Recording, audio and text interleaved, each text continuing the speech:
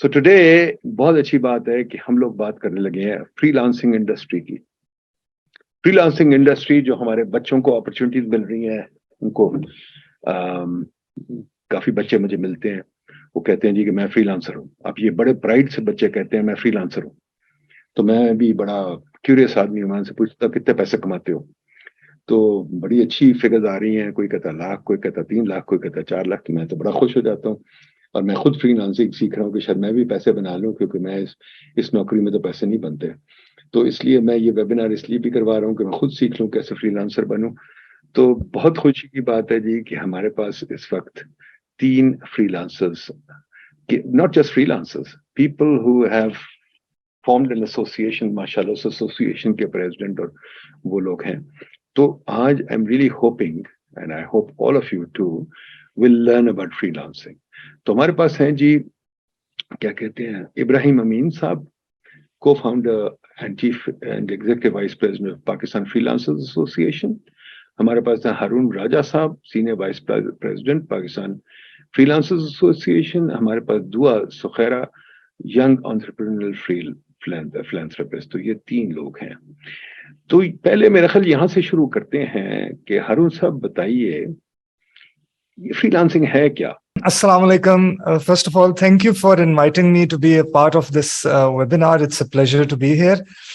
Freelancing basically एक कुछ लोगों के जहन में कंफ्यूजन है कि फ्रीलांसिंग कोई प्रोफेशन है। फ्रीलांसिंग इटसेल्फ प्रोफेशन नहीं है। Freelancing is a way in which you deliver your services, कि आप बजाय फॉर्मली किसी ऑर्गेनाइजेशन के साथ उसके एम्प्लॉय बनने के, आप एज एन इंडिपेंडेंट कॉन्ट्रैक्टर काम करते हैं और अपनी सर्विसेज दे के उसके एवज उसकी मजदूरी ले लेते हैं। लेकिन आजकल के डिजिटल लैंडस्केप में ये टर्म ज्यादातर जिस चीज के लिए यूज की जा रही है वो ऑनलाइन सर्विसेज को, ऑनलाइन इंटरनेट को यूटिलाइज करते हुए without any geographical restrictions global economy में अपनी सर्विसेज सबको मुहैया करना। तो उसके लिए ये ज्यादा आजकल लफ्ज यूज किया जाता है। लेकिन वैसे देखा जाए तो एक जो प्लम्बर है, टेक्निकली स्पीकिंग वो भी एक फ्रीलांसर है। अगर वो अपनी प्लम्बिंग सर्विसेज जो है वो without any employment contract on a freelance basis provide करता है, तो टेक्निकली वो भी फ्रीलांसर है। तो इब्राहिम साहब ये बताइए, ये हारून साहब ने बड़ी अच्छी डेफिनेशन दी, पर इस पे आप लोगों पे जरा थोड़ी सी मजेदार बात करें ना कि आप लोग जो फ्रीलांसर्स हैं, आप बेसिकली अपने आप को बेच रहे हैं, अपनी सर्विसेज जो भी हैं उनको बेच रहे हैं on the net to foreigners, ठीक है? तो पहले तो ये बात बताइए कि ये सर्विसेज जो आप बेच रहे हैं इसमें कितनी तरक्की की पॉसिबिलिटी है, कितनी ग्रोथ की पॉसिबिलिटी है, और दूसरी चीज इसमें क्या आपको रुकावटें हैं या क्या आपको आसाइशें हैं ये काम करने के लिए? जी इब्राहिम साहब, चले let me put it this way कि प्लम्बर बेचारे की ग्रोथ तो होती नहीं है, ठीक है? तो आप क्या सारी जिंदगी इंटरनेशनल कम्युनिटी के प्लम्बर बने रहेंगे या आप ग्रो करेंगे? क्योंकि हमें वो बंदे तो नहीं चाहिए जो वहां से रेमिटेंस में भेजे। हमारे रेमिटेंस वाले तो ग्रो नहीं करते, थोड़े पैसे बचा के आ जाते हैं। तो क्या आप लोग भी वही रेमिटेंस वाले लोग हैं कि छोटी छोटी रहेंगे बस सारी जिंदगी, या ग्रो करेंगे? मैंने जब अपना पहला फ्रीलांस प्रोजेक्ट किसी फॉरेन क्लाइंट के लिए किया था तो उसमें एक मिडिल मैन के थ्रू मैंने वो काम किया था और मुझे 500 अल्फाज का आर्टिकल लिखने पे 100 रुपए मिले थे। और जो मैंने अपना आखिरी कंटेंट राइटिंग का काम किया, उसके बाद आई ट्रांजिशन मोर इनटू टेक, उसमें मुझे 500 अल्फाज का आर्टिकल लिखने के लिए $500 मिले थे। तो ग्रोथ का इसमें चांस जो है वो इस हद तक बल्कि इससे बियॉन्ड भी है। उसके अलावा freelancing does not have to be your ultimate destination. अभी मैंने फ्रीलांसिंग करियर में ऐसे रिलेशनशिप्स बनाए हैं विद फॉरेन ऑर्गेनाइजेशंस जो विदाउट फ्रीलांसिंग में ना बना पाता, लेकिन उन रिलेशनशिप्स की वजह से I built a company which runs in the US, Delaware में इनकॉर्पोरेटेड है। पूरे यूएस में मेरे क्लाइंट्स हैं एंड मैं उन्हें as a startup, as a company services अब प्रोवाइड कर रहा हूँ rather than just continuing as an individual contractor. तो ग्रोथ के चांसेस तो बहुत हैं। जब आपके पास एक महदूद कैनवस होता है और उन सर्विसेज को रेंडर करने का आपके पास एक महदूद स्कोप होता है, जो प्लम्बर के केस में जैसे मैंने मेंशन किया, तो उस केस में फिर आपकी ग्रोथ भी ऑफ कोर्स महदूद हो जाती है। लेकिन जब आपके पास the entire world is your market, You choose where you want to sell your services. आपने सिर्फ अपनी क्वालिटी, अपने कम्युनिकेशन स्किल्स और अपनी सर्विस के जरिए अपने आप को मनवाना है. अपना लोहा मनवाने के बाद किसी भी मार्केट में आप अपनी धाक बिठा सकते हैं, वहां से कारोबार ले सकते हैं. तो the sky is the limit. You don't have to consider any ceiling at all कि इसके बाद ग्रोथ मेरे लिए मुमकिन नहीं है. इनफैक्ट और इसके बाद करियर पाथ्स काफी मल्टीपल बन जाते हैं. Either you can continue to be a high profile individual consultant, उसमें भी लोग hundreds of thousands of dollars कमा रहे हैं, not just capping at a low rate. और उसके अलावा you can build your own services company, उन्हीं services से related जो आप ऑफर कर रहे हैं. You can build your productized service company जिसमें बहुत सी चीजें आप ऑटोमेट कर देते हैं. इस तरह you don't really have to sell your hours to make money. जो मैंने किया है, मेरा हाइब्रिड मॉडल है, कुछ प्रोडक्ट है, कुछ सर्विस है. So productized service. Or you could build something like an e-commerce business. You could take the revenue out of your freelancing career and invest it into something even bigger. You can make a startup. You can, जब आपके पास इस तरह की global audience के साथ interaction हो रही होती है रेगुलर बेसिस पे, तो आप प्रॉब्लम्स भी ज्यादा आइडेंटिफाई करते हैं. और जब आप उनके प्रॉब्लम्स आइडेंटिफाई करते हैं और अगर आपका सोल्यूशन ओरिएंटेड माइंड है, तो आपके माइंड में बहुत सी ऐसी उसकी सोल्यूशंस आती हैं जिनपे बिल्ड करके आप SaaS प्लेटफॉर्म्स बना सकते हैं. So the sky is the limit. पूरे पाकिस्तान में जो टॉप रेटेड फ्रीलांसर्स हैं नेशन वाइड, हम उनसे मिल भी रहे हैं. मैं खुद पर्सनली जा रहा हूँ, चाहे वो आज़ाद कश्मीर हो, झेलम वैली हो, लीपा वैली हो, गिलगित स्कर्दू और भी जितने विलेजेस हैं जहाँ पे पंजाब में, साउथ पंजाब में, वहाँ पे भी जा रहे लोगों से मिल रहे हैं. तो I would relate the growth with the mindset. ये माइंडसेट से बड़ा रिलेटेड है. बहुत सारे ऐसे फ्रीलांसर्स से सर मैं मिला हूँ जो कि सिर्फ अर्निंग की तरफ उनका माइंडसेट है कि भले वो कैनवा से कमा लें, भले वो कोई और टूल यूज कर लें, कंटेंट राइटिंग जैसे हारून ने बात की, तो वो कंटेंट राइटिंग से कमा लें. तो उनका माइंडसेट है सिर्फ हमें ऑनलाइन अर्निंग करनी है, ग्रोथ का उनको पता नहीं है. तो पेफला बीइंग एन एसोसिएशन एक तो उनको मेंटोर कर रहा है विदाउट एनी चार्जेस, किसी कॉस्ट के. हम उनको माइंडसेट को चेंज कर रहे हैं, बूट कैंप्स करवा रहे हैं, फ्री सेशंस करा रहे हैं, और उसमें बताते हैं कि सर जो माइंडसेट है ना वो आपका जैसे इनकम स्ट्रीम है. तो फाइवर, अपवर्क, ट्रूलांसर, freelancer.com, इसके अलावा लिंक्डइन की भी मार्केट प्लेस है. इसके अलावा जैसे हारून ऑनलाइन डायरेक्टली क्लाइंट के साथ यूएस में काम कर रहे हैं, तो ये भी एक माइंडसेट है. तो आपको जर्नी जो फ्रीलांसर की एंटरप्रेन्योर तक की है वहां तक जाना है. सिर्फ अगर आप एज अ फ्रीलांसर ही आपका माइंडसेट है कि जी आपने घर में बैठ के बस खुद अकेले ही काम करना है. अब बहुत सारे फ्रीलांसर्स हम ऐसे मिले जिन्होंने अपनी माइक्रो एजेंसीज बना ली, जिन्होंने अपने अंडर में लोग रख के लोगो डिजाइनिंग कर रहे हैं और वो $4,000 कमा रहे हैं महीने के. $4,000 महीने के कमा रहे हैं. तो वो इसलिए कमा रहे हैं कि उन्होंने अपना माइंडसेट एंटरप्रेन्योरशिप की तरफ कन्वर्ट किया, एज अ फ्रीलांसर स्टार्ट किया, देन वो एंटरप्रेन्योरशिप तक गए. तो ये जो माइंडसेट है, ये ग्रोथ जो है तभी लेकर आएगा अगर आपका माइंडसेट चेंज होगा. और अगर वो माइंडसेट वही है कि सिर्फ ऑनलाइन अर्निंग करनी है, जैसे करीम का कैप्टन होता है, तो करीम का कैप्टन सिर्फ करीम में रजिस्टर्ड नहीं होता, वो उबर में भी होता है, वो प्राइवेटली गाड़ी भी चलाता है, और वो और भी जो है ना अपने इनकम स्ट्रीम को डिवाइड करने के लिए किसी स्कूल में भी चला गया. तो उसी तरह से एक फ्रीलांसर जो है पहले तो अपनी इनकम स्ट्रीम को डिवाइड करता है कि उसने कहाँ से अपनी सर्विसेज स्किल सेल करके अर्न करना है, और किस तरह से अपनी जर्नी प्लान करनी है कि कितने साल बाद, कितने महीने बाद वो इसको माइक्रो एजेंसी बनाएगा, या अपनी जैसे हारून ने रजिस्टर कराई यूएस के अंदर कंपनी, उसमें रजिस्टर कराएगा, अपने अंडर में कितने रिमोट लोग रखेगा, या कोई ऑफिशियल या कोई इन पर्सन या फिजिकल कोई ऑफिस लेके उसके अंदर अपने लोगों को हायर करके वो एक एजेंसी बना के सर्विसेज को और एक्सटेंड करेगा. तो ये ग्रोथ जो है ना डिपेंड करता है आपके माइंडसेट पर. Or not everyone has the resources in terms of time, in terms of ease of mind, in terms of simply the opportunities to or the motivation to become an entrepreneur and run their own business and have their own employees. So ऐसे लोग भी जो through out freelancer ही रहते हैं, लेकिन वो as a freelancer ही अपने skills को अपग्रेड करते रहते हैं, अपने नॉलेज को एक्सपैंड करते रहते हैं और अपनी फील्ड में अपनी एक्सपर्टीज बढ़ा के थ्रू आउट देयर लाइव्स, अगर वो as freelancers, as contractors, without building a company, without building an agency, अपनी सर्विसेज बढ़ा के मजीद अपने करियर पाथ को उसी लाइन में इंप्रूव करते रहते हैं. तो even that's fine, because not every, like if everyone starts building their own companies, where would they find employees for the companies? Where would they find contractors to work for the companies? जब हर एक की अपनी company होगी, तो जो वो कर रहे हैं वो भी ठीक कर रहे हैं, as long as they are not stagnating at a level के वो बस एक जो लोगो बना रहा है वो उसी लेवल पे लोगो बना रहा है, उसे अपनी सर्विसेज को आहिस्ता आहिस्ता. मुझे एक बात बताइए, ये आप लोग जी। फ्रीलांसर्स इतना रो क्यों रहे हैं कि आपके पास बड़ी दुश्वारी हैं? कोई दुश्वारियां हैं या माशाल्लाह ये आपका स्काई इज क्लियर, अब माशाल्लाह बड़ा तरक्की करेंगे?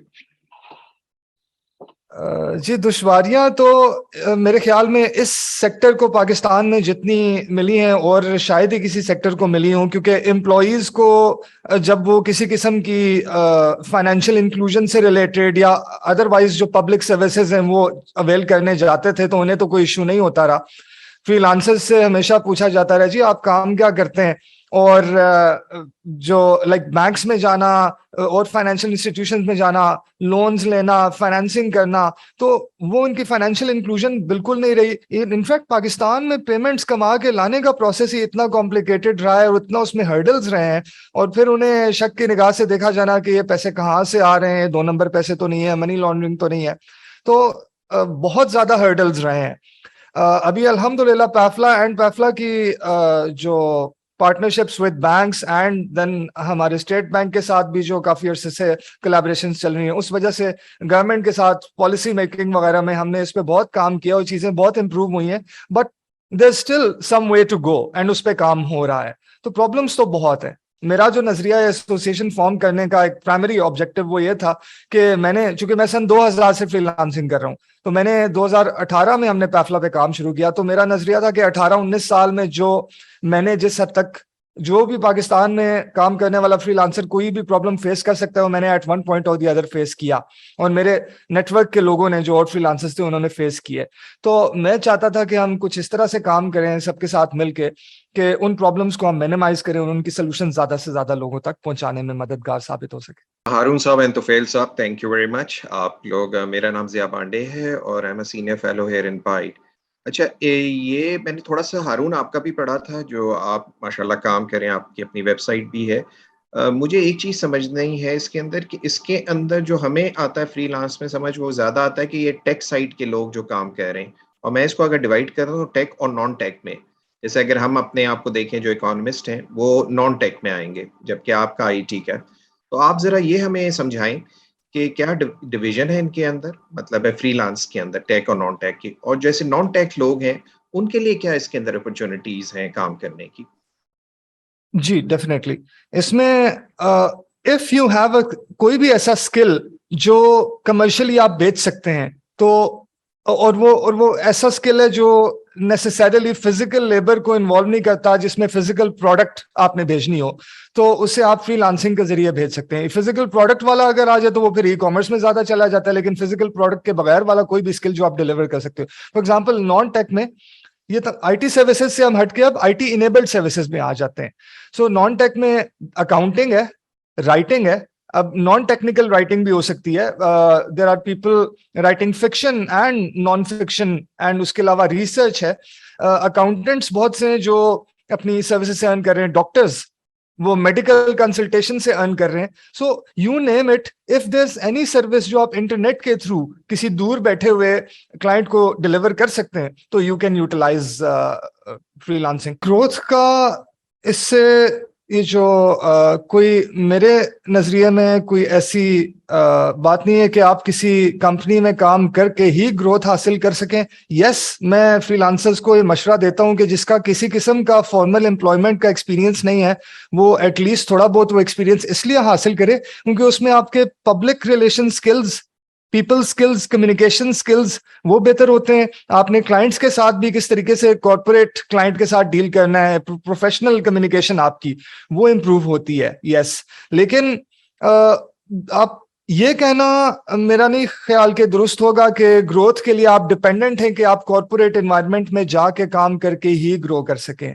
In fact for a majority of people corporate environment में ग्रोथ उस स्पेस पे हो ही नहीं सकती जिस स्पेस पे वो अरे आप इंडिविजुअली ना सोचे हारून साहब। सो इसका एक नेट इम्पैक्ट मेरे नजदीक तो पॉजिटिव है। अच्छा, दूसरी चीज आपने इसमें जिक्र किया था इस ग्रोथ के अलावा एक चीज का, I think it just slip my mind, एक बड़ी इंपॉर्टेंट चीज आपने इनिशियल क्वेश्चन में मेंशन की थी, apart from growth in corporate sector. अच्छा, और एक बहुत इंपॉर्टेंट बात इसमें मैं ऐड करूंगा बहुत इंपॉर्टेंट बात कि एक जो बंदा थ्रू आउट एम्प्लॉई ही रहता है कॉर्पोरेट सेक्टर में, जिसने नौकरी करने के अलावा जिंदगी में सिरे से कुछ किया ही नहीं है, उसका एंटरप्रेन्योरल माइंडसेट डेवलप होना और एक फ्रीलांसर जो ऑलरेडी काम ही एक एंटरप्रेन्योरल माइंडसेट से कर रहा है, उसका उसका उस एंटरप्रेन्योरल माइंडसेट को लेके आगे चलना, इनमें बहुत ज्यादा डिफरेंस है। सो इसका मेरे नजदीक इसका ज्यादा ऑपोजिट इफेक्ट होना चाहिए compared to what you're saying, कि ज्यादा से ज्यादा फ्रीलांसर्स इंस्टेड ऑफ एम्प्लॉइज होने से नंबर ऑफ एंटरप्रेन्योर्स बढ़ेगा। और ये मैंने देखा है क्योंकि मेरे सर्कल के फ्रीलांसर्स हैं जिन्होंने फ्रीलांसिंग के दौरान, फ्रीलांसिंग की वजह से एंटरप्रेन्योरशिप में कदम रखा, अपनी कंपनी बनाई, उसे एक्सपैंड किया, उसे ग्रो कर रहे हैं। कंपेयर टू वो किसी नौकरी में लगे होते तो वो अभी मैनेजर या सीनियर मैनेजर या डायरेक्टर लेवल पे जाते मैक्सिमम, वो अपना बिजनेस खड़ा करके एम्प्लॉयमेंट अपॉर्चुनिटीज ना क्रिएट करे होते। एंड ट्रू कि वो उन्होंने $1 बिलियन एंटरप्राइज नहीं खड़ी कर दी, लेकिन यहाँ $1 बिलियन एंटरप्राइजेस सिरे से आप like we already know the landscape है कितनी, उन्हें पाकिस्तान के एनवायरनमेंट में खड़े करने की हर्डल्स कितनी है। तो उसमें फ्रीलांसिंग की वजह से कोई नेगेटिव इंपैक्ट नहीं होगा कि अदरवाइज किसी एम्प्लॉई ने वो खड़ी कर देनी है और वो अगर फ्रीलांसिंग में चला गया तो वो $1 बिलियन एंटरप्राइज नहीं खड़ी कर सकेगा। अकाउंट ओपनिंग का इश्यू था, वो प्रीटी मच बैंक्स के एंड से, रेगुलेटरी एंड से कंप्लीटली रिजॉल्व हो चुका है। बाकी पेपैल का जहां तक आना है, वो उसमें जो कुछ ऐसे हर्डल्स थे in terms of or not just freelancing से related but our overall regulatory framework. For example, यहाँ पाकिस्तान में इस वक्त बैंक्स के दरमियान ओपन APIs नहीं है, and international payment services like stripe and PayPal, उन्हें पुश के साथ पुल करने की भी अकाउंट से फैसिलिटी चाहिए होती है, उन्हें उसके लिए एक ओपन APIs का इंफ्रास्ट्रक्चर चाहिए होता है। और आई थिंक इस पे स्टेट बैंक लेवल पे काम शुरू हो चुका है ओपन APIs पे ऑलरेडी।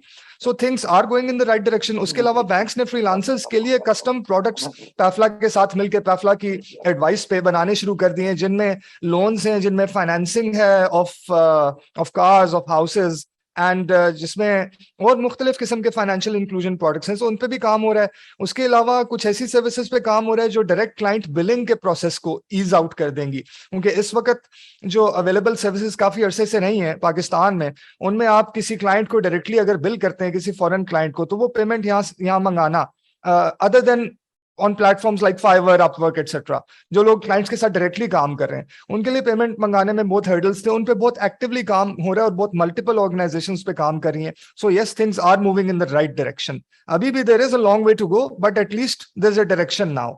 यार मैं तो माशाल्लाह काफी उम्र हो गई है मेरी, ये सुन के things are moving in the right direction और हम इस पे काम कर रहे हैं।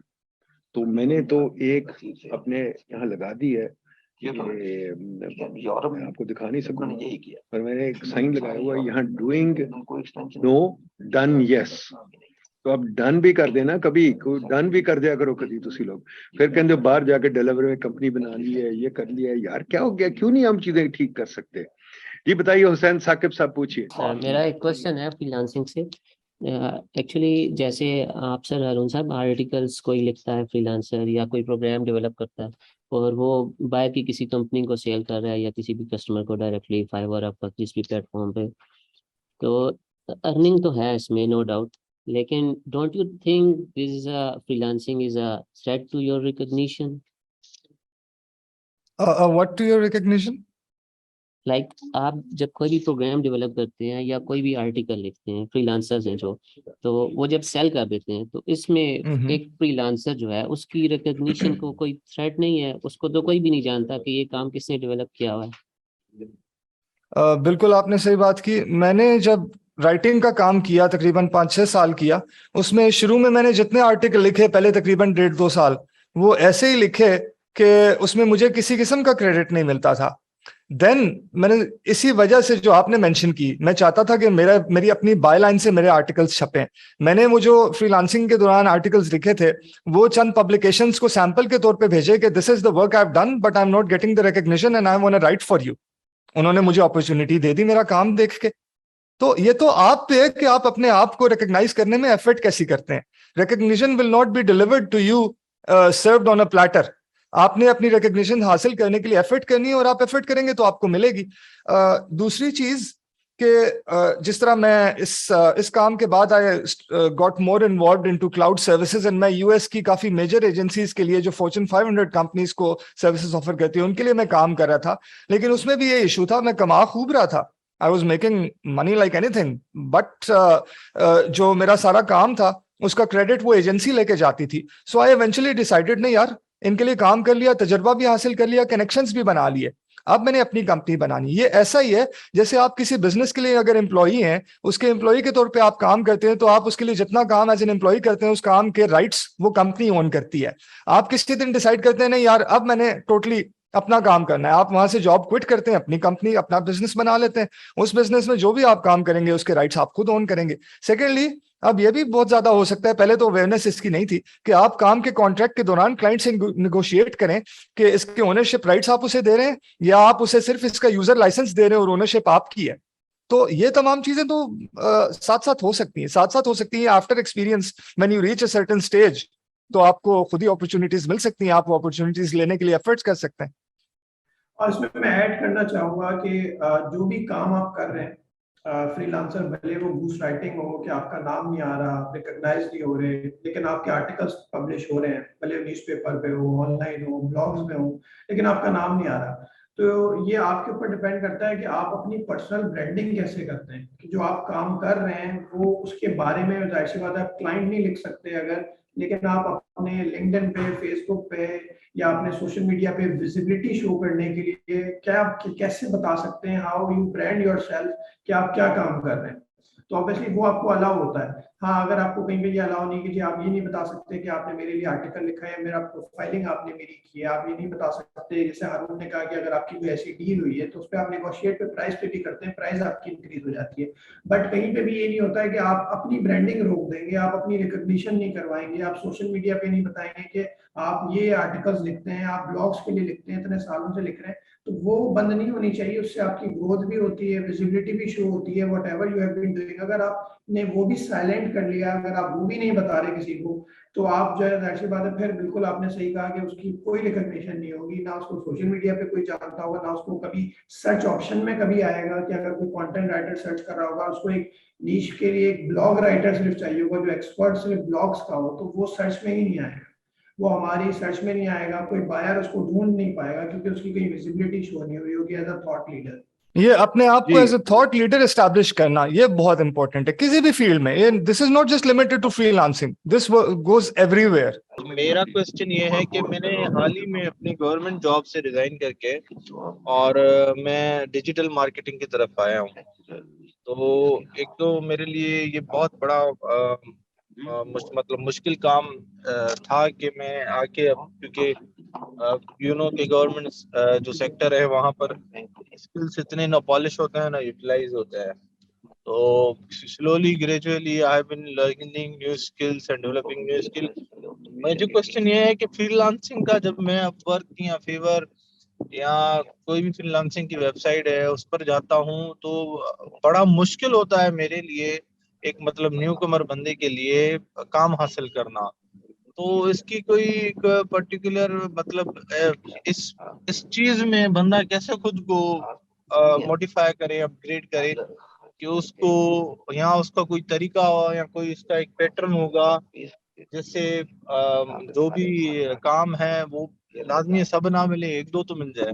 जी, गुड क्वेश्चन. अच्छा, इसमें सबसे पहले आपका अगर ये काम स्टार्ट करने का जिसका भी प्लान है, फ्रीलांसिंग ऑनलाइन इन प्लेटफॉर्म्स पे काम करके अर्न करने का जिसका भी प्लान है, तो वो सबसे पहले रियलिस्टिकली ये जरूर अपने नजरिए में रखे ये बात कि आपने पूरी दुनिया के और टैलेंट से compete करना है. वहां पे number of projects, number of opportunities भी बहुत ज्यादा है, लेकिन उन्हें अवेल करने के लिए आए हुए लोग भी फिर उसी हिसाब से प्रोपोर्शनली बहुत ज्यादा है.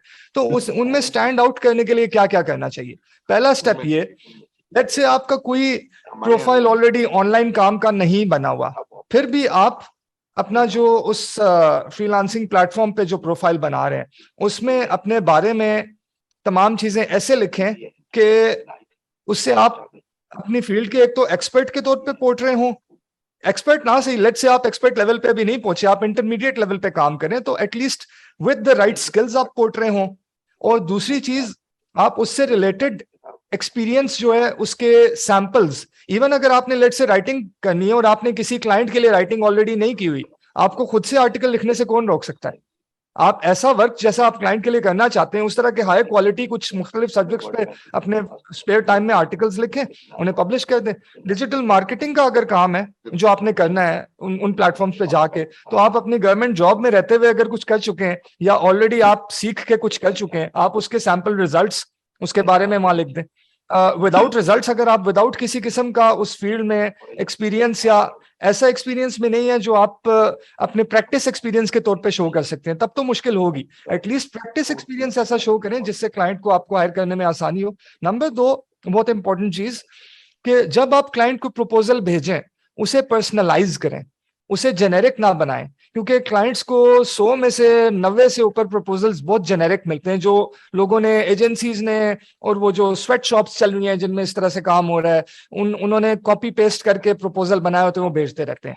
आप क्लाइंट को उसके नाम से एड्रेस करके उसके प्रॉब्लम को अंडरस्टैंड करने के बारे में कम्युनिकेट कर दें कि आपने एग्जैक्टली उसका जो उसने अपने जॉब पोस्ट करते हुए मसला लिखा है उसे समझ पाएं, और आप उसके रिस्पांस में इस तरह की उसे सोल्यूशन इन स्टेप्स को फॉलो करते हुए देंगे जो बेस्ट प्रैक्टिसेस हैं। उससे आपके उस क्लाइंट के साथ कम्युनिकेट करने का चांस बढ़ जाता है। एक दफा उसका रिस्पॉन्स आ जाए, फिर आप पे है कि आपने उसे कैसे मनाना है। अगेन स्किल्स और उसका अच्छा पोर्ट्रेयल, अच्छी कम्युनिकेशन।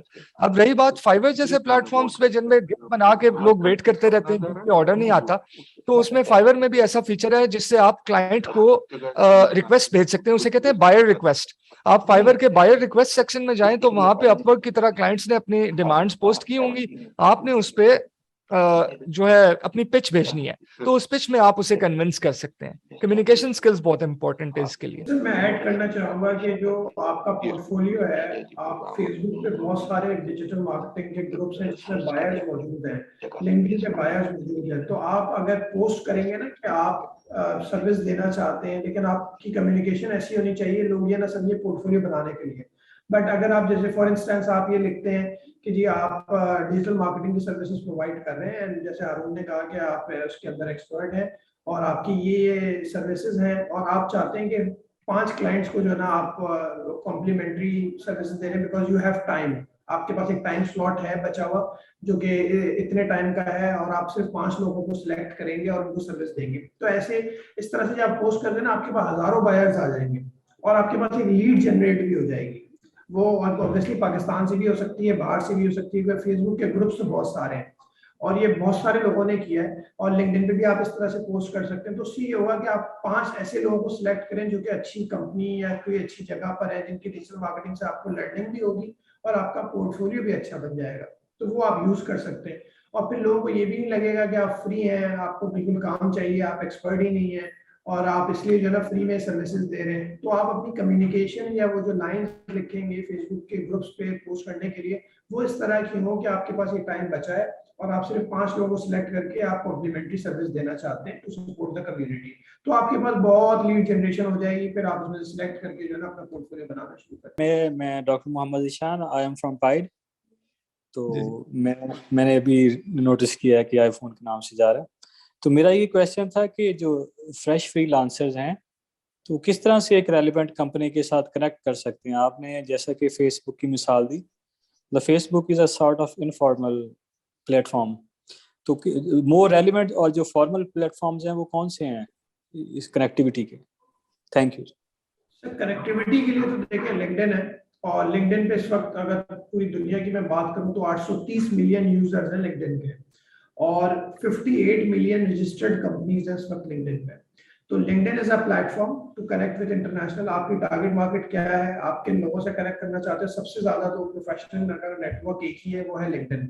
बट इस पे डिपेंड ये करता है आपका पर्पस क्या है, आप किस मकसद से मिलना चाहते हैं, आप क्या नेटवर्किंग स्पीकिंग एंगेजमेंट, या आप buyer as a seller as a buyer किस तौर में मिलना चाहते हैं। बट अगर प्रोफेशनल नेटवर्किंग की बात करूं, ये आप अपने इदारे के हिसाब से बात करें तो वो लिंक्डइन है एक वाहिद इदारा जहाँ पे आप कनेक्ट कर सकते हैं। और लिंक्डइन की अपनी भी एक जॉब की मार्केट प्लेस है जहाँ पे बाकायदा जॉब्स भी आती है, रिमोट जॉब्स भी होती हैं, और वो हर तरह की होती हैं, हर फील्ड की होती है। जी, तो फैल भाई ने लिंक्डइन के बारे में जो बताया उससे मैं 100% एग्री करता हूँ, लेकिन साथ में फेसबुक पे मैं आपने मेंशन किया था कि फेसबुक इनफॉर्मल है। आई एग्री, वो इनफॉर्मल है लेकिन अनप्रोफेशनल नहीं है। फेसबुक पे प्रोफेशनल काम बहुत होता है, खास तौर पे फेसबुक पे जो ऑर्गेनाइजेशंस के पेजेस हैं और जो प्रोफेशनल पर्पसेस के लिए बने हुए ग्रुप्स हैं, वहां पे निस्बतन यस लिंक्डइन के निस्बत इनफॉर्मली, लेकिन ये जो लैंडस्केप है पूरा फ्रीलांसिंग का, this is actually way more informal than the corporate job landscape. इसमें कम्युनिकेशन भी निस्बतन इनफॉर्मल रहती है अक्सर। इसमें चूंकि वो जो एक एम्प्लॉयमेंट कॉन्ट्रैक्ट वाली फॉर्मेलिटी नहीं आती, इस वजह से जो कॉन्ट्रैक्टर है वो भी निस्बतन एट ईज होता है। तो इसमें काफी ज्यादा अपॉर्चुनिटीज फेसबुक जैसे इनफॉर्मल प्लेटफॉर्म्स पर भी हैं। लेट्स से अच्छा, मैंने जो इसमें अपना एक्सपीरियंस किया है वर्क हासिल करने के लिए, जब मेरे पास काम नहीं होता था, टाइम होता था, तब मैं ये करता था कि जिन रेलेवेंट फेसबुक ग्रुप्स में उन सब्जेक्ट्स पे डिस्कशन हो रही होती है जिनमें मुझे लगता था कि मैं इनमें अपनी सर्विसेज ऑफर कर सकता हूं, मैं उन ग्रुप्स में शामिल होके उस डिस्कशन में कंस्ट्रक्टिवली कंट्रीब्यूट करता था। मैं ये नहीं लिखता था उसमें, किसी ने लेट्स से प्रॉब्लम पोस्ट किया है फेसबुक के ग्रुप में, तो मैं ऐसा कमेंट नहीं करता था कि here I can provide you with the solution, just hire me. मैं उसमें उन्हें एक overall solution free of cost comment में दे देता था, just a verbal solution, and then उन्हें मेंशन करता था कि in case you have any issue implementing it yourself, I also offer these services. वो भी पहले मैसेज के साथ नहीं, अगर उनके साथ कम्युनिकेशन आगे कंटिन्यू हो तो at some point I would ease that in. उससे होता था कि एक तो कम्युनिकेशन ऐसी नहीं होती थी कि दूसरे को लगे you are just trying to sell your services, उसमें दूसरे को ये फील होता है कि you are actually trying to be helpful. उसमें आपके कनेक्शन ज्यादा बेहतर बनते हैं, स्ट्रॉन्गर बनते हैं, एंड देन उन कनेक्शंस की वजह से आपको लॉन्ग टर्म ऐसे बेनिफिट्स होते हैं। For example, one of the biggest clients I got was referred to me by someone I had helped out on Facebook for free without expecting anything in return. And उस एक client की वजह से मेरी US में एक ऐसे sector में एक तो एंट्री हुई, और एंट्री होने के बाद उस सेक्टर में एक B2B रिलेशनशिप बनी, जिसकी वजह से मुझे अभी अपने काम के लिए वो नहीं करना पड़ता, बिजनेस डेवलपमेंट करनी नहीं पड़ती। आपके पास अमेरिका में डेलावेयर में कंपनी है, कितने एम्प्लॉइज हैं वहां आपके पास? जी, मेरे पास यूएस में एक भी एम्प्लॉय नहीं है। यहाँ पाकिस्तान में मेरी 4 लोगों की टीम है, बिकॉज हम लोगों ने अपने मेजॉरिटी ऑफ प्रोसेसेस ऑटोमेट किए हुए हैं, एंड जहां हमारी इंटरवेंशन चाहिए होती है हम 4 लोग मिलकर काम करते हैं। उसके अलावा हमें जब प्रोजेक्ट टू प्रोजेक्ट बेसिस पे एक्स्ट्रा एक्सपर्टीज की जरूरत पड़ती है तो हमारे नेटवर्क में फ्रीलांसर्स मौजूद हैं जिन्हें हम प्रोजेक्ट बेसिस पे हायर करते रहते हैं, and we don't need to keep them as employees. आपका क्या ख्याल है जो फ्रीलांसर्स हैं, एक एवरेज, अच्छा चले छोड़े, पहले तो बताएं आपके जैसे कितने बंदे होंगे जो सक्सेसफुल फ्रीलांसर हैं, कितने बंदे फेल कर जाते हैं इस बिजनेस में, कितने सक्सीड करते हैं? It will depend on how you define success as well. अगर आप फेलियर इस चीज को कहते हैं कि वो जॉब के मुकाबले में अपने आप को सस्टेन भी नहीं कर पाते, तो मेरे पास वैसे एग्जैक्ट स्टेटिस्टिक्स नहीं है, लेकिन I would say probably half से ज्यादा ऐसे लोग होंगे जो फ्रीलांसिंग रॉन्ग एक्सपेक्टेशंस के साथ स्टार्ट करते हैं कि यार नेट है, उस पे जाके बस हमने अपना प्रोफाइल बनाना है और हमें काम ही काम आना शुरू हो जाएगा। देन उनकी एक्सपेक्टेशंस महीने डेढ़ के अंदर अंदर मीट नहीं होती, वो क्विट करके कोई नौकरी कर लेते हैं। तो ये भी हो सकता है कि आधे से ज्यादा जो लोग अटेम्प्ट करते हो उनके साथ ये होता हो, और अगर होता है तो बिल्कुल जायज होता है। लेकिन जो सक्सेसफुल लोग हैं वो मेरे अपने सर्कल में थाउजेंड्स हैं, एंड देन मुल्क में तो हंड्रेड्स ऑफ थाउजेंड्स ऐसे लोग हैं जो फ्रीलांसिंग में जो एम्प्लॉयमेंट के। तो साहब आपका क्या ख्याल है, कितने लोग सक्सीड करते हैं, कितने फेल करते हैं इसमें? मेरे ख्याल से तो ये डिपेंड करता है कि जो बिजनेस है, जो ट्रेंड चल रहा है वो क्या है, वो उस पर डिपेंड करता है। जैसे मैं पाकिस्तान की बात करूं तो उसमें पाकिस्तान में ज्यादातर लोगों ने जो एक ट्रेंड को पकड़ा वो है ग्राफिक डिजाइनिंग, क्रिएटिव्स, और वो दुनिया में भी इस वक्त चल रहा है। दूसरा ट्रेंड जो है ना वो कंटेंट राइटिंग का। तो अब इसमें जो है ना ज्यादातर लोग सक्सेसफुल रहते हैं, भले वो एज अ फ्रीलांसर काम करें, एज अ माइक्रो एजेंसी में कोई काम करें, या अपनी एजेंसी यहाँ बनाएं या अमेरिका में रजिस्टर कराएं, या एज अ फ्रीलांसर फ्री भी काम कर रहे हैं कहीं पे भी, तो वो पाकिस्तान में भी इवन के काम कर रहे हैं आप ग्राफिक डिजाइनिंग का या क्रिएटिव कंटेंट राइटिंग का। तो ये 2 फील्ड इस वक्त ट्रेंडिंग पे है दुनिया में भी और पाकिस्तान में भी। हाँ, जो मैं इस वक्त लोगों को काउंसिल कर रहा हूँ, गाइड कर रहा हूँ, वो ये कह रहा हूँ कि अगर आप $200 कमा रहे हैं ग्राफिक डिजाइनिंग से, कंटेंट राइटिंग से, तो शायद आप उसी घंटे में $500, $1000, $2000 कमा सकते हैं अगर आपको आर्टिफिशियल इंटेलिजेंस भी आती हो, अगर आप पाइथन डेवलपर हो। तो there are lots of skill जिस पे पाकिस्तान में काम ही नहीं हो रहा, अब स्किलिंग नहीं हो रही, वो सीख नहीं रहे, आर्टिफिशियल इंटेलिजेंस की तरफ एक डेवलपर नहीं जा रहा। तो वो अगर जाए तो वो शायद वो अर्निंग, वो रेमिटेंस भी बढ़ जाए पाकिस्तान में और वो अर्निंग भी डबल हो जाए। लेकिन अभी इस वक्त क्योंकि आसान तरीका ये है कि आपने ग्राफिक डिजाइनिंग का कोर्स कर लिया, ऑनलाइन पढ़ लिया, ग्राफिक डिजाइनिंग स्टार्ट करें and you start earning online. और उसी तरह से कंटेंट राइटिंग, किसी की इंग्लिश अच्छी है वो थोड़ी सी और इम्प्रूव करता है, फिर वो ब्लॉग लिखना शुरू कर देता है, वो एक सर्टेन अमाउंट कमाना शुरू कर देता है। बट अगर जो स्किल्स अगर जो कमाती हैं, सबसे ज्यादा जो स्किल्स डिमांडेड दुनिया में है, जिसमें सबसे ज्यादा पैसे आवरली मिलते हैं, वो इस वक्त जो है आई थिंक वो पाइथन, आर्टिफिशियल इंटेलिजेंस, इस तरह के स्किल्स हैं, जिसपे अभी पाकिस्तान में इतना काम नहीं होगा। परसेंट ऑफ सक्सेस जो है वो लाइक एग्जैक्ट फिगर्स तो उसमें आई डोंट थिंक अवेलेबल हैं, क्योंकि जो लोग काम स्टार्ट करते हैं और बाद में कंटिन्यू नहीं करते, जॉब कर लेते हैं, ऑफ्टन ऐसे भी होते हैं जिनका किसी को पता ही नहीं होता इन्होंने स्टार्ट भी किया है नहीं किया। सो दैट्स व्हाई कोई इस पे ऑफिशियल या हमारे पास अनऑफिशियल भी ऐसे स्टैटिस्टिक्स नहीं है कि कितने लोग इसमें फ्रीलांसिंग स्टार्ट करके फेल हो रहे हैं। Sir I have 2 questions.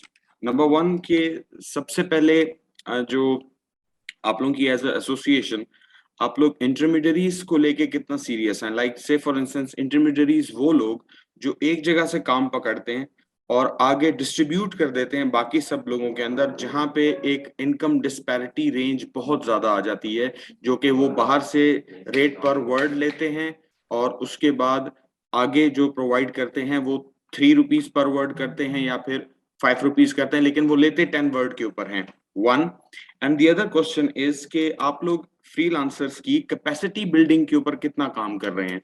कि मतलब आज अगर जिस तरह के से फॉर इंस्टेंस जिस तरह डॉक्टर नदीम ने कहा कि एक ऑर्गेनाइजेशन होती है, तो वो जब बंदा स्विच करता है किसी और जगह पे, तो उसका जो स्कोप ऑफ वेरिएशन होती है, वैरायटीज ऑफ एक्सपीरियंसेस होते हैं, वो उसके एक ग्रूमिंग होती है माइंड की। तो इसी तरह एक फ्रीलांसर की जो कैपेसिटी बिल्डिंग है वो कैसे होती है? Thank you. अच्छा, हमारा ऑफिशियल स्टांस भी एक्सप्लॉइटेशन के तो ऑब्वियसली अगेंस्ट है कि कोई भी अगर इस तरीके से लोगों को एक्सप्लॉइट करने की कोशिश कर रहा है कि बाहर से काम बहुत महंगा उठाया, यहाँ पे उन्हें पेनीज दिए, below any reasonable amount of wage दिए, तो we as an association condemn it and we do not support it in any way. जहां तक इस पे कोई प्रैक्टिकल काम करने की बात है तो वो अवेयरनेस के जरिए किया जा सकता है। अदरवाइज, क्योंकि one of the good things that can at times be a bad thing about working in an international landscape with so many opportunities and so much competition is कि आप इसमें जो लोग काम कर रहे हैं उन पे किसी किस्म की ऐसी कदगन नहीं लगा सकते कि आपने ये काम इतने में, अगर लेट्स से $100 में काम पकड़ा है और आप इसे सब कॉन्ट्रैक्ट कर रहे हैं, तो यू कैन नॉट सब contracted for less than 50% of that. ऐसी कोई ना तो लीगल रेगुलेशन है और ना कोई प्रैक्टिकल वे ऑफ इम्प्लीमेंटिंग है। सो ऐसे अनासर जरूर मौजूद रहेंगे जो इसे एक्सप्लॉइट करने की कोशिश करेंगे। एंड मैं खुद उस एक्सप्लॉइटेशन का एक विक्टिम रह चुका हूं। एंड उसके बाद मैं, जब अवेयरनेस नहीं थी, मुझे पता नहीं था कि ये एक्सप्लॉइटेशन है, तो मैं for a brief period of time, यानी जब मैंने कंटेंट राइटिंग स्टार्ट की, मुझे ₹100 आर्टिकल का मिलता था, वो मेरी शदीद एक्सप्लॉइटेशन हो रही थी। लेकिन अगर मैं उससे ना गुजरा होता तो मैं शायद उस पाथ पे चल के उस लेवल तक ना पहुंचता जब मैं अपने बाय लाइन के साथ $500 पर आर्टिकल ले चुका हूं। दूसरी चीज, मैंने उस एक्सपीरियंस से सीख के शॉर्टली आफ्टरवर्ड्स अपनी एजेंसी बना ली, जिसमें मेरे नीचे 16 लोग काम कर रहे थे उस वक्त एजेंसी में। उन 16 लोगों को भी मैं स्वेट शॉप वेजेस दे रहा था, क्योंकि मुझे अवेयरनेस ही नहीं थी, मुझे इस चीज का इल्म नहीं था कि मैं उन्हें स्वेट शॉप वेजेस दे रहा हूं। मेरे नजदीक ये था कि मैंने क्लाइंट से काम पकड़ा है, मैं यहाँ एम्प्लॉइज रख के या उन्हें लोकल वेजेस देके काम करा रहा हूँ, बैलेंस अपने पास रख रहा हूँ। लेकिन आहिस्ता आहिस्ता जब अवेयरनेस आई तो मैंने उन्हें बेहतर वेजेस देने शुरू कर दिए, बहुत बेहतर वेजेस देने शुरू कर दिए। सो इसमें कोई ऐसा एक कोई यूनिवर्सल फ्रेमवर्क नहीं है जिसे सब पे अप्लाई किया जा सके। लोगों के डिफरेंट एक्सपीरियंसेस होते हैं। बहुत से लोग उस स्वेट शॉप के थ्रू गुजर के, उन वेजेस से गुजर के आगे अपना करियर ऐसा बना लेते हैं कि वो जो लोग उन्हें स्वेट शॉप वेजेस देते थे उनकी इनकम से ज्यादा कमाना शुरू कर देते हैं। कुछ लोग ऐसे भी होते हैं जो डिसहार्ट होकर उससे क्विट कर जाते हैं। हमारा काम है अवेयरनेस इस पे फैलाना। हम चाहते हैं कि सबको एक ऐसी, जो बिल्कुल न्यू कमर्स हैं, उन्हें भी एक ऐसी मिनिमम लिविंग वेज एटलीस्ट मिले जिसके जरिए वो एक रिस्पेक्टेबल तौर पे अपना लाइफ एटलीस्ट अपना गुजारा कर सके।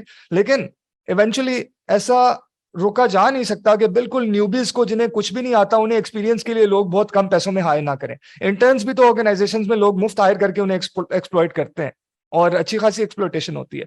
सो होपफुली ओवर टाइम जैसे जैसे अवेयरनेस बढ़ेगी ये चीज इंप्रूव होगी। दूसरी बात स्किल से रिलेटेड थी, आपकी स्किल अप करने का। तो उसमें compared to working in an organisation, freelancing में जिस तरह आपके पास अपने स्केड्यूल के ऊपर कंट्रोल ज्यादा आता है, अपनी इनकम के ऊपर भी आपका ज्यादा कंट्रोल है कि आप जितना टाइम लगाएं उस हिसाब से ज्यादा अर्न कर सके, कम अर्न कर सके, उस हिसाब से आपकी रिस्पॉन्सिबिलिटीज भी इंक्रीज होती हैं। कुछ चीजें जो ऑर्गेनाइजेशंस में आपको स्पून फीड की जाएंगी, वो as an independent contractor, as a freelancer, आपने वो एज एन एंटरप्रेन्योर उसकी रिस्पॉन्सिबिलिटी लेके अपनी ग्रूमिंग पे काम करना है।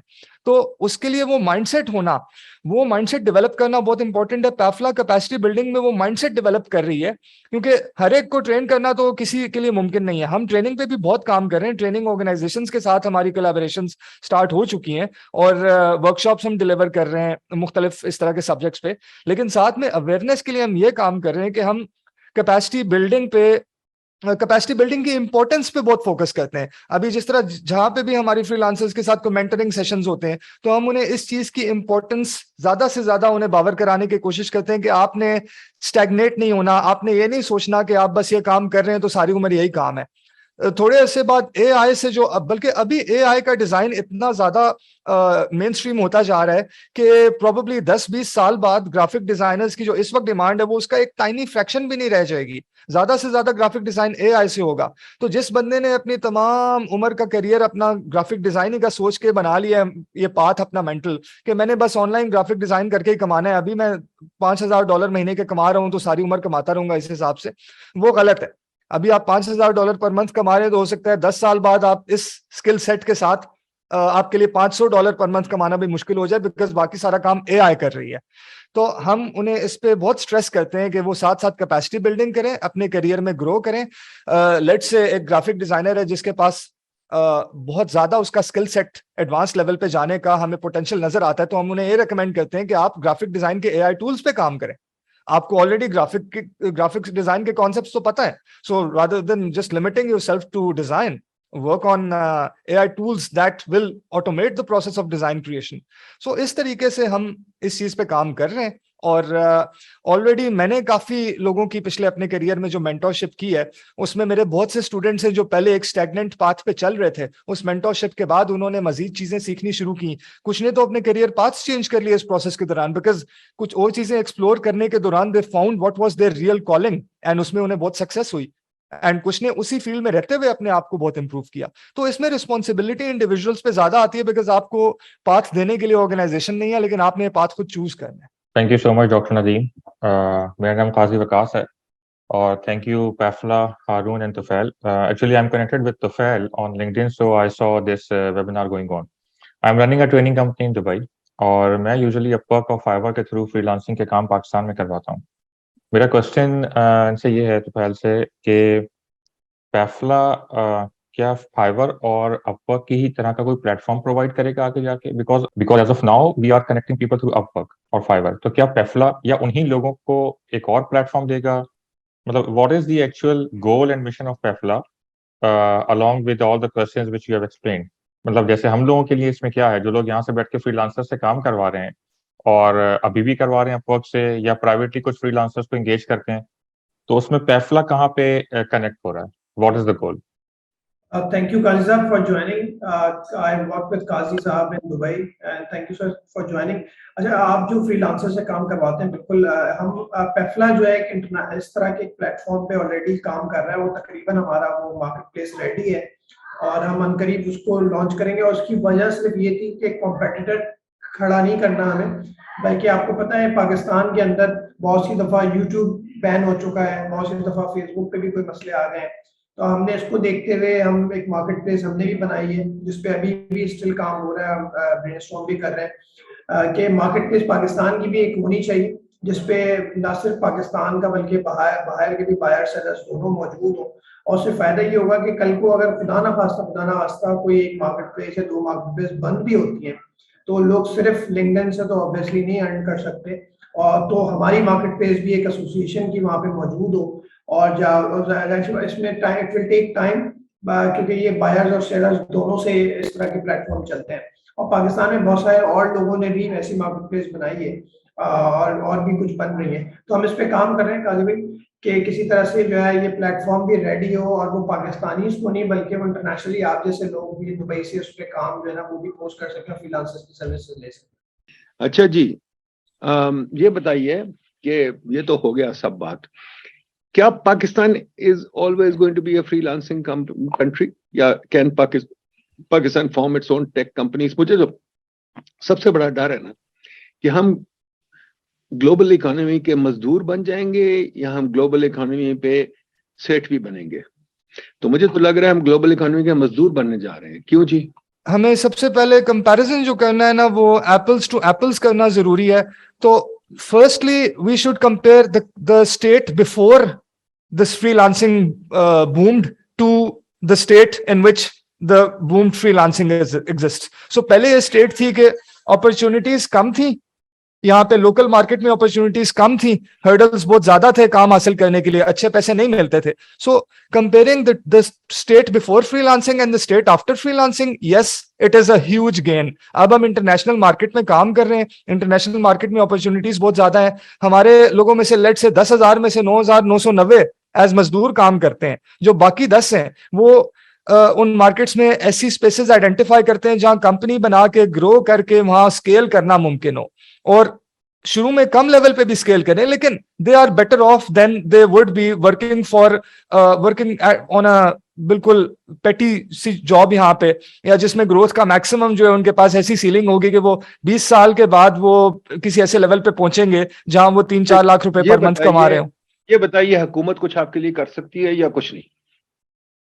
जी, हुकूमत क्यों नहीं कर सकती? हुकूमत हमारे साथ मिलके काम कर सकती है। इन तमाम यानी जो कि भी आपको यहाँ सब्सिडी पे दे, जैसे सेठों को सब्सिडी दे रही वैसे आपको भी subsidy they. Is that what you want? नहीं, सब्सिडी तो हमें चाहिए नहीं। हम हुकूमत से कोई फाइनेंशियल सपोर्ट या सब्सिडीज थोड़ी मांगते हैं, वो तो हम तो फिर अपना क्या कमाते हैं, अच्छा कमाते हैं जी। हुकूमत हमारे लिए जो हर्डल्स हैं उन्हें एलिमिनेट करने में, जिस तरह पेमेंट हर्डल्स हैं, रेगुलेटरी हर्डल्स हैं, उन्हें एलिमिनेट करने में हमारी हेल्प करे, चले जो कि गिना जिस पे दें, काम। क्विकली गिना दें। क्या पेमेंट हर्डल है? कि पेपैल नहीं आता? और क्या पेयोनियर कहते हैं बना दिया, वो कैसा है?